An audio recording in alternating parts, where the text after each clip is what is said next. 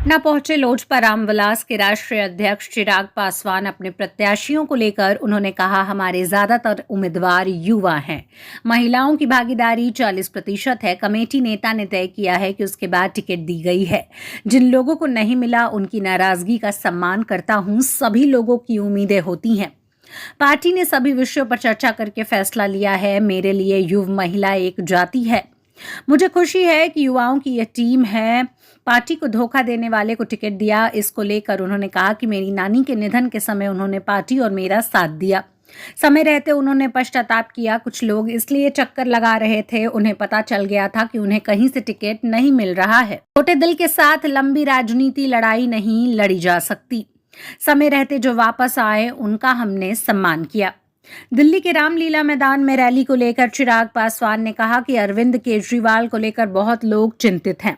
ये वही लोग हैं जो भ्रष्टाचार के खिलाफ आवाज उठा रहे थे।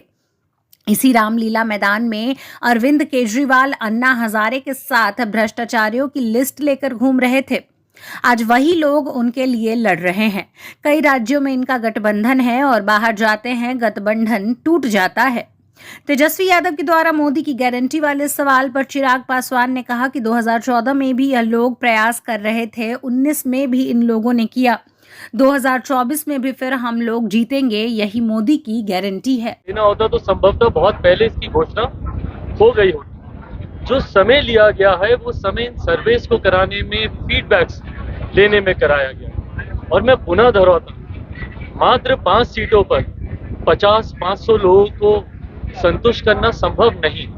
और जिन लोगों को नहीं मिला, मैं उनकी नाराजगी को भी मैं सम्मान देता हूं। स्वाभाविक है, पार्टी से उम्मीदें होती हैं, पार्टी से अपेक्षाएं आपकी होती है, और ये सवाल हर बार बरकरार रहता है। और ये सिर्फ लोक जनशक्ति पार्टी रामविलास में ही नहीं, कहीं पर भी चले जाइए, ये सवाल हर बार बरकरार रहता है कि यही क्यों।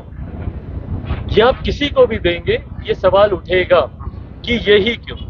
अंततोगत्वा पार्टी ने जब तमाम विषयों पर चर्चा की है, उसके बाद मुझे खुशी इस बात की है कि पार्टी ने जो फैसला लिया है, पार्टी ने 2 चीजों को प्रमुखता से उसका ध्यान दिया है। जहां युवाओं का रिप्रेजेंटेशन मजबूती से हुआ है, मैं मानता हूं मेरे लिए युवा अपने में एक जाति है। मैं मानता हूं मेरे लिए महिला अपने में एक जाति है, गरीबी अपने में एक जाति है। ऐसे में अगर आप यहाँ पर देखेंगे, युवाओं का रिप्रेजेंटेशन हुआ है।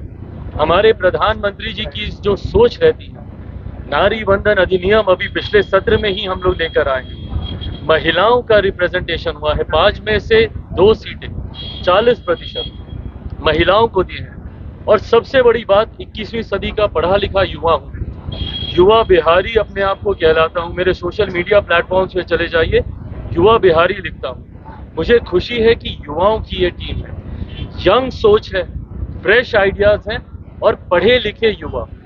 अगर मेरे जीजा जी का भी जिक्र आता है तो उनकी सारी काबिलियत को समा दिया जाता है सिर्फ ये कहकर कि ये इनके जीजा हैं। पर उस व्यक्ति को आप देखिए, विदेश से पढ़कर आए, लंदन से उन्होंने MBA किया है, सक्सेसफुल बिजनेसमैन रहे हैं, अपनी खुद की एक राजनीतिक पृष्ठभूमि से वो आते हैं। और यहाँ पर भी आप देखेंगे, शंभवी मेरे साथ है, वीना जी आप सब जानते ही हैं, मौजूदा सांसद भी हैं, राजेश हैं। यहाँ पर सब पढ़े लिखे युवा चेहरे, ऐसे चेहरे जो जब भारत की संसद में जाएंगे, बिहार का प्रतिनिधित्व करेंगे। और आप सबसे मैं ये विनम्र आग्रह करता हूँ, ये वो खूबसूरत छवि है जो हम लोग को बिहार की प्रस्तुत करनी है देश और दुनिया के सामने। जब ये लोग जब जाकर वहां पर बिहार की बात को रखेंगे, आज की तारीख में जिस तरीके से बिहार को देखा जाता है, यह छवि बनाने का प्रयास किया जाता है, इस छवि को बदलने की ऐसे पढ़े लिखे युवाओं सामने आना जरूरी है। और मुझे लगता है ये खूबसूरत चुनाव पार्टी ने लोकतंत्र बचाने के लिए आज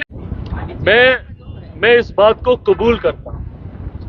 आपकी इस बात से मैं पूरी तरीके से सहमत हूँ। और ये बात का एतराज मैंने ही सामने सबसे पहले रखा था कि जिन्होंने धोखा दिया है, मैं उनको टिकट नहीं दूंगा। इस बात को मैंने ही कहा। पर ये वही वीना देवी हैं जो कि सबसे पहले, और मुझे याद है जब मेरी नानी का निधन हुआ था, उस वक्त ना सिर्फ ये वापस पार्टी के साथ आई, ना सिर्फ इन्होंने अपनी गलती का इजहार किया, उस पर पश्चाताप भी किया।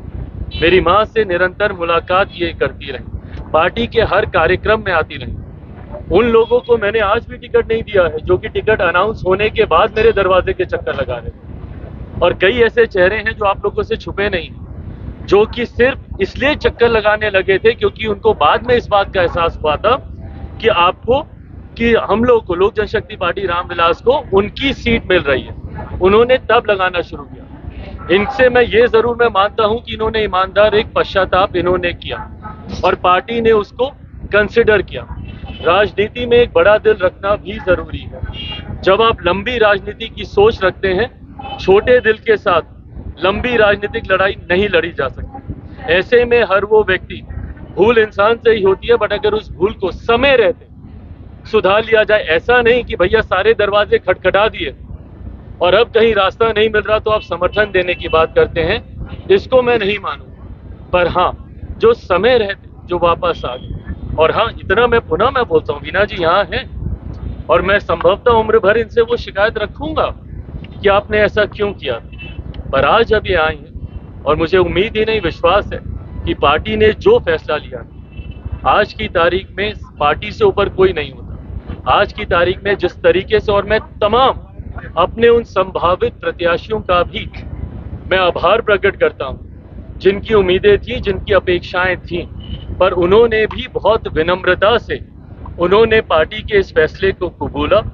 उन्होंने इस बात को समझा कि मात्र 5 सीटों पर 50 लोगों को नहीं समाहित किया जा सकता।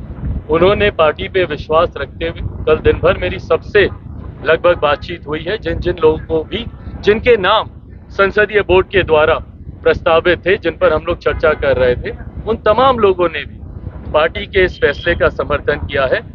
अब के बाद बिना इन सवाल जवाबों में उलझे हुए पार्टी पूरी तरीके से 5 की 5 सीटें जीतने के प्रति संकल्पित है। 40 की 40 सीटें बिहार से जीतने का लक्ष्य हम लोगों ने तय किया है।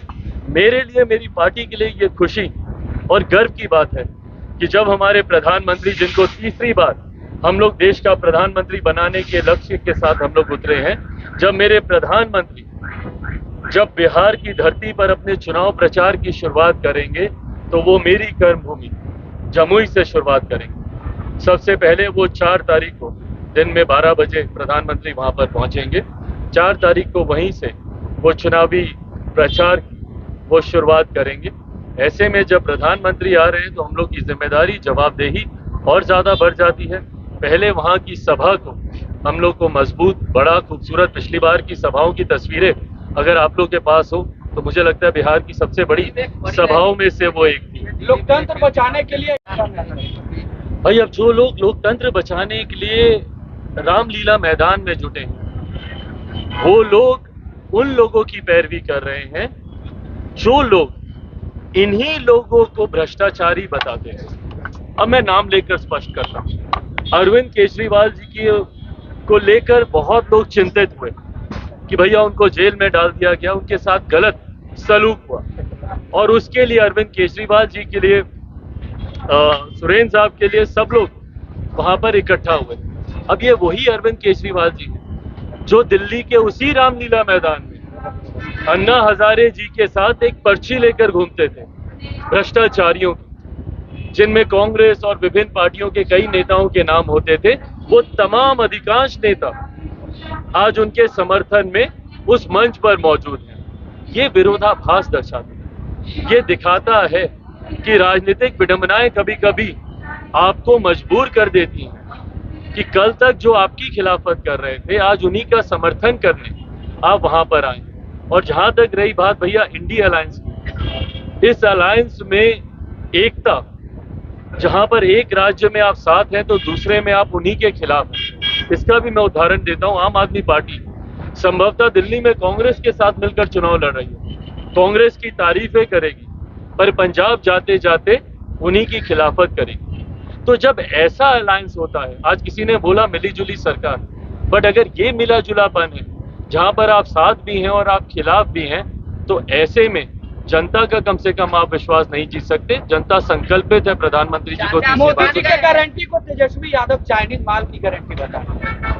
भाई, मेरे प्रधानमंत्री मोदी की ही ये गारंटी है, जिसने देश को 2-2 बार स्थायी सरकार देने का काम किया।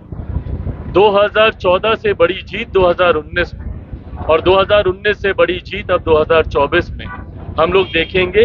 ये मोदी की गारंटी, यही वो विश्वास है और ये वही विपक्ष है जिन्होंने 14 में भी एकजुटता का प्रयास किया, 19 में भी किया, दोनों बार मुंह की खाई।